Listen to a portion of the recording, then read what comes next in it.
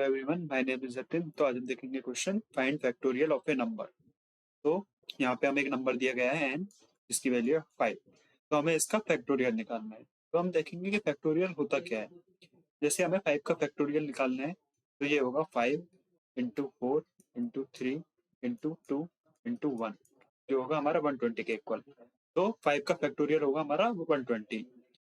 मान लीजिए मुझे निकालना है, हमें n की वैल्यू गिवन है 3, मुझे 3 का फैक्टोरियल निकालना है। तो 3 का फैक्टोरियल क्या होगा, वो होगा 3 इंटू 2 इंटू 1, वो होगा 6। अगर हमें निकालना है 1 का फैक्टोरियल या फिर हमें निकालना है 2 का फैक्टोरियल, तो वो होगा 2 इंटू 1, वो होगा 2। और एक कमाल की बात कि जो अगर हम 0 का फैक्टोरियल निकालते हैं, अगर हमारी n की वैल्यू 0 है, तो 0 का फैक्टोरियल हमारे पास होगा 1। तो यहाँ पे हमें गिवन है कि हमें 5 का फैक्टोरियल निकालना है। तो मीन्स अगर मैं 5 का फैक्टोरियल निकालना चाहता हूँ, तो अगर मुझे 5 इंटू 4 का फैक्टोरियल मिल जाए तो हमारी प्रॉब्लम छोटी हो गई। मीन्स अब मुझे सिर्फ 4 का फैक्टोरियल निकालना है और उसे मल्टीप्लाई करना है 5 के साथ। सेम अगर मैं 4 को अगर 3 फैक्टोरियल से मल्टीप्लाई कर दूं सिर्फ, तो हमारी प्रॉब्लम और छोटी हो गई।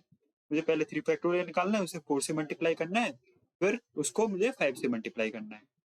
सेम अगर मुझे और इस प्रॉब्लम को छोटी करनी है, तो मैं क्या कर सकता हूँ, 3 को मल्टीप्लाई कर सकता हूँ 2 फैक्टोरियल के साथ। फिर ये प्रॉब्लम हमारी और छोटी हो गई। और सेम अगर मुझे और इसे और छोटी करना है, तो मैं 2 को मल्टीप्लाई कर सकता हूँ हमारे 1 फैक्टोरियल के साथ। तो ये प्रॉब्लम हमारी और छोटी हो गई। मीन्स हमें करना क्या है कि हमें हमारी n वैल्यू को मल्टीप्लाई करना है हमारे n-1 फैक्टोरियल से। तो ये काम हमारा होना चाहिए रिपीटेडली। मीन्स पहले हम 4 फैक्टोरियल्स करेंगे, फिर हमारे 4 को मल्टीप्लाई करेंगे हम n-1 फैक्टोरियल से। मीन्स हमारा सिनेरियो कुछ ऐसा बन रहा है कि हम n को मल्टीप्लाई कर रहे हैं n-1 फैक्टोरियल से, देन n-1 को मल्टीप्लाई कर रहे हैं हम n-2 फैक्टोरियल से, उसके बाद हम n-2 फैक्टोरियल n-2 को मल्टीप्लाई कर रहे हैं n-3 फैक्टोरियल से। तो हमें ये काम रिपीटेडली करना है जब तक हमारा बेस केस सेट ना हो जाए। तो हमें पता है कि हमें अगर कोई काम रिपीटेडली करना हो, तो उसके लिए हम यूज करते हैं रिकर्जन। तो हम इसमें देखते हैं कि हम रिकर्जन को इसमें कैसे यूज कर सकते हैं। तो हमें इस क्वेश्चन में यूज करना है रिकर्सन। तो हम इसे कैसे यूज कर सकते हैं, रिकर्जन होता क्या है। सबसे पहले रिकर्जन क्या करता है, अपने ही फंक्शन को बार बार कॉल करता है। मीन्स अगर मैंने कोई फंक्शन एफ एन बनाया और उसके अंदर से मैंने वापस से एफ एन को कॉल किया, मीन्स इसी फंक्शन को कॉल किया, तो ये होता है हमारा रिकर्जन। और ये फंक्शन जब तक चलता रहेगा जब तक हमारा कोई हम यहाँ पे कोई कंडीशन ना लगा देते इफ या एल्स लाइक दिस। तो ये रिकर्जन हमारे इस क्वेश्चन में कैसे हेल्प करेगा हम ये देखते हैं। तो यहाँ पे मुझे करना क्या है, मुझे यहाँ पे एक फंक्शन बनाना है जिसके अंदर हमारी वैल्यू आ रही होगी एन। अब मुझे यहाँ पे एक आंसर चाहिए, तो मैं एक वेरिएबल ले लेता हूँ आंसर नाम का। इसके अंदर मैं अगर हमारी एन को मल्टीप्लाई कराना है हमें, तो मैं वापस फंक्शन को कॉल करूंगा और उसके अंदर अब सेंड करूंगा मैं n-1। मैंने ऐसा क्यों किया, तो ये हम पहले अभी देखते हैं। मान लीजिए हमारे n की वैल्यू है यहाँ पे 5, तो यहाँ पे क्या होगा, फर्स्ट 5 इंटू, और ये हमारा फंक्शन वापस से कॉल होगा जो होगा n-1 के लिए, मीन्स 4 के लिए।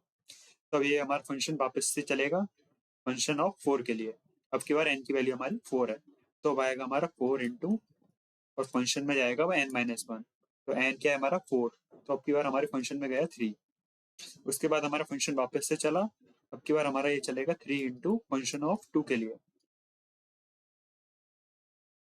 फिर से यहाँ से हमारी वापस से कॉल जाएगी n-1 के लिए, तो अब ये फंक्शन चलेगा हमारा 2 इंटू फंक्शन ऑफ 1 के लिए। सेम उसके बाद हमारा ये फंक्शन चलेगा 1 इंटू फंक्शन ऑफ 0 के लिए। लेकिन यहाँ पे अगर हम इस फंक्शन को चलाते रहे तो हमारी वैल्यू चली जाएगी यहाँ पे नेगेटिव में। तो हमें यहाँ पे एक बेस कंडीशन भी लगानी पड़ेगी। यदि हमारा n की वैल्यू अगर 1 है, और एक हमारा एक्सेप्शन केस होता है कि हमारा अगर n की वैल्यू 0 है और हमारे n की वैल्यू 0 है, तो इस कंडीशन में हम क्या करेंगे, यहाँ से हम कर देंगे रिटर्न 1। तो हमने रिटर्न 1 क्यों किया, तो यहाँ पे हमारा जैसे ही फंक्शन 1 या फंक्शन यहाँ पे हमारा जैसे ही फंक्शन 1 हुआ, तो यहाँ पे हमें रिटर्न मिल गया 1। तो फंक्शन 1 की वैल्यू हो गई 1। उसके बाद 2 इंटू 1 हो गया हमारा 2, तो यहाँ से रिटर्न होके जाएगा हमारे पास वैल्यू 2। तो फंक्शन 2 की वैल्यू यहाँ पे हमारी 2 है, जो अब होगी 3 से मल्टीप्लाई, तो ये आया हमारा 6। तो यहाँ से अब ये रिटर्न होके जाएगा 6। तो फंक्शन 3 की वैल्यू हमारी 6, ये इसकी वैल्यू तो 6 × 4 होगा 24। तो 24 अब यहाँ से रिटर्न होके जाएगा, फंक्शन 4 की वैल्यू हमारी 24, और जब ये 5 से मल्टीप्लाई होगी हमारा हमको आउटपुट मिलेगा 120। तो यहाँ पे हमारा फ्लो ऐसे वर्क किया कि हमने हमारी प्रॉब्लम को छोटा बना दिया। जो हमारी लार्ज प्रॉब्लम थी कि हमें 5 का फैक्टोरियल निकालना है, उसको हमने कर दिया कि हमें अब यहाँ पे 4 का फैक्टोरियल निकालना है। फिर हम इसको छोटी करते गए और लास्ट में हमने वेस्ट कंडीशन डिफाइन कर दी, अगर हमारी n की वैल्यू 1 है और 0 है तो हम पे रिटर्न 1 हो जाए, क्योंकि 1 का फैक्टोरियल हमेशा 1 ही होता है। इसलिए जब भी हम फंक्शन 1 या फिर 0 फैक्टोरियल पे पहुंचे तो हमने डिफाइन कर दिया कि हमारा रिटर्न यहाँ पे 1 हो। तो इस कोड की जो टाइम कॉम्प्लेक्सिटी होगी वो होगी बिग ऑफ n, बिकॉज हम n टाइम हमारे इस फंक्शन को चला रहे हैं। और जो हमारी स्पेस कॉम्प्लेक्सिटी होगी वो भी होगी बिग ऑफ n, क्योंकि जब हम ये कॉल हमारी चल रही है लाइक फंक्शन 4 फंक्शन 3, तो ये कि हमारी एक स्टैक मेमोरी में स्टोर होती है, एक मेमोरी में स्टोर होती है।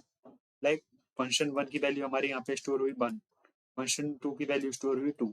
तो यहाँ पे इस टाइप से हमारी मेमोरी में स्टोर होती जाती है, तो इसलिए हमारी स्पेस कॉम्प्लेक्सिटी भी होगी बिग ऑफ n। तो हम इसका कोड देखेंगे। तो यहाँ पे मैंने अपनी जावा क्लास डिफाइन कर ली है फैक्टोरियल डॉट जावा नाम से, और इसके अंदर मैंने एक मेन फंक्शन बनाया है जिसके अंदर मैंने एक वेरिएबल डिफाइन किया है n, जिसकी वैल्यू लिया मैंने 5, जिसकी वैल्यू लिया मैंने 5, और एक फैक्टोरियल नाम का मैंने फंक्शन डिफाइन किया है यहाँ पे। अब मैं इसके अंदर क्या करूंगा, एक आंसर नाम का वेरिएबल लूंगा, उसके अंदर क्या करूंगा, मैं n को मल्टीप्लाई करूंगा और इस फंक्शन को वापस से कॉल करूंगा फैक्टोरियल ऑफ n-1 के लिए। तो यहाँ पे हमने वापस से कॉल किया और यहाँ पे हमें एक बेस कंडीशन लगानी पड़ेगी। इफ यदि हमारी n की वैल्यू इक्वल टू है हमारे 0 के, या फिर हमारे n की वैल्यू इक्वल टू हमारे 1 के, तो इस कंडीशन में मैं यहाँ पे रिटर्न करूंगा हमारे 1 को। मैंने यहाँ पे रिटर्न 1 क्यों किया है, क्योंकि अगर मैं यहाँ पे कुछ रिटर्न नहीं करूंगा और ये अगर बेस कंडीशन नहीं लगाऊंगा तो हमारा ये वाला फंक्शन बार बार चलता ही रहेगा इनफाइनाइट टाइम्स, और इससे हमारी मेमोरी फुल हो जाएगी। तो ये हमारा ये फंक्शन क्या करेगा, हमारे को हमारे फैक्टोरियल फाइंड करके देगा, और लास्ट में हम यहाँ पे क्या करेंगे, हम रिटर्न कर देंगे हमारे आंसर को। अब ये हमें प्रिंट कराना है, तो मैं यहाँ पे लिख लेता हूँ system dot out dot println.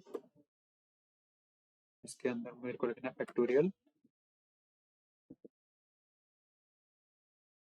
और इस फैक्टोरियल वाले फंक्शन को मैं इसी के अंदर डिफाइन कर देता हूँ।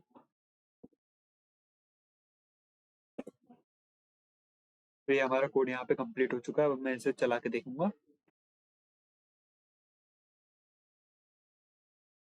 तो यहाँ पे हमारे पास हमारा आउटपुट आ चुका है 120। ये हमारे 5 का फैक्टोरियल होता है, तो हमारे पास यहाँ पे करेक्ट आउटपुट आया है। So thank you for watching this video, please like and subscribe my channel.